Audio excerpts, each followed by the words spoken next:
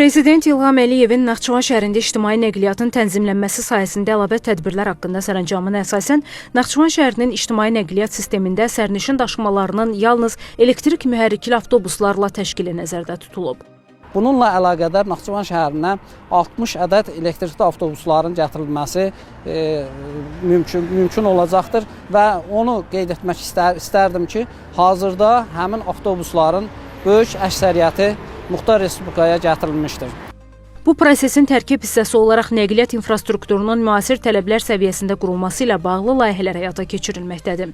Bununla əlaqədar Naxçıvan avtomobil parkında yenidən qurma işləri aparılmış və müasir tələblər səviyyəsində avtomobil parkının yenidən qurulması istiqamətində işlər hazırda davam etdirilir. Bununla yanaşı, məlum məsələdir ki, elektrikli avtobusların enerji doldurucu cihazlarla da təchiz olunması, onların enerji ilə təmin olunması istiqamətində də müvafiq işlər görülmüşdür. Hazırda Naxçıvan şəhərində enerji doldurma cihazlarının quraşdırılması istiqamətində də işlər davam etdirilir.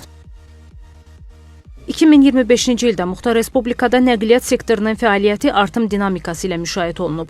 Ötən il sərnişin daşıma xidməti göstərən avtobuslar, o cümlədən taksi mini avtomobilləri ilə 48 milyondan çox sərnişin daşınıb.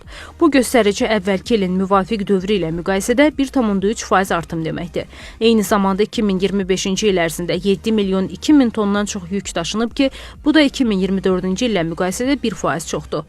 2026-cı ildə Naxçıvan şəhərində ictimai nəqliyyat üzrə sərnişin daşıma xidmətinin keyfiyyəti daha da yüksələcək. Həsən Məmmədov, xanım Rüstəmzadə, Nifti İbrahimov, NTV Xəbər.